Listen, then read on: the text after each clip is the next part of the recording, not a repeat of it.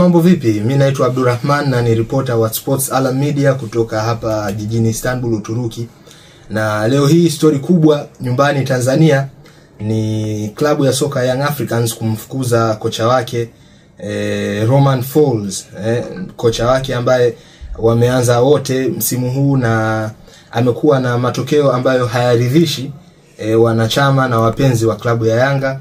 Matokeo ambayo tangu msimu kuanza Yanga imeonekana ikisuasua na kucheza mpira ambao washabiki wameuita mpira mnuno au tuseme soka mnuno, kwa sababu walikuwa wakicheza katika mfumo ambao wachezaji hawana ule muunganiko mzuri wa kitimu na matokeo yalikuwa yakipatikana kwa tabu sana.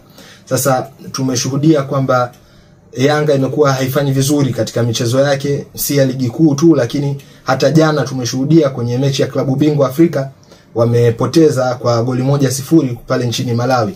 Sasa matokeo hayo mabaya mfululizo yaliongeza pressure kwa washabiki na washabiki wakaanza kumlalamikia kocha mkuu wa timu hiyo Bwana Folz, malalamiko ambayo bila shaka tunaweza kusema yamechangia pakubwa kwenye kutimuliwa kwake.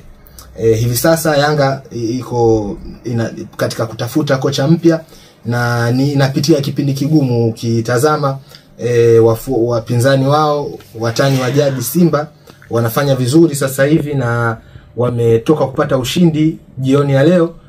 Hii inawaweka Yanga katika kibarua kizito cha kuhakikisha kwamba wanapata kocha mpya ambaye ataweza kuitoa timu hapa ilipo na kurudisha ile confidence ambayo inahitajika ili kuweza kushinda mechi zijazo na kuweza kuendeleza yale matokeo mazuri ambayo klabu ya Yanga imezoea kuyapata katika misimu minne iliyopita.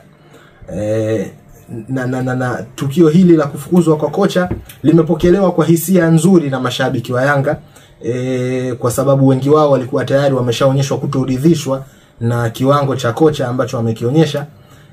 Lakini tumeona mijadala imeendelea na baadhi ya watu akiwemo CEO wa zamani wa Yanga Bwana Senzo Mbatha.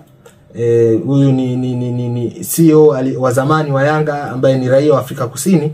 Aliandika ujumbe katika ukurasa wake wa Twitter akieleza namna ambavyo kocha nchini Tanzania anafanya kazi kwa pressure, kwa sababu pale ambapo anashinda na anafanya vizuri basi anageuka kuwa shujaa wa timu na anageuka kuwa shujaa wa washabiki.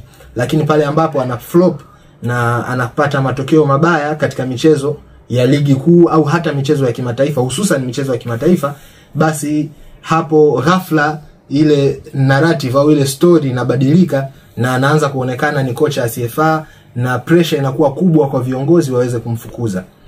Hiyo ni tamaduni ya soka, si tu Tanzania lakini dunia nzima. Hisia za mashabiki huwa zinapewa umuhimu sana na uongozi wa klabu, kwa sababu washabiki na wanachama ndio wadau wakubwa zaidi wa hizi timu. Na bila shaka mimi kwa mtazamo wangu naamini viongozi wa Yanga wamefanya uamuzi sahihi kwenye kuwaridhisha washabiki wao, lakini pia kuokoa mustakabali wa timu yao. Nikiripoti kutoka Istanbul, mimi ni Abdurrahman. Endelea kufuatilia Sports Alam Media na msisahau kusubscribe channel yetu ya YouTube ili muweze kupata habari na uchambuzi wa masuala mbalimbali ya kimichezo.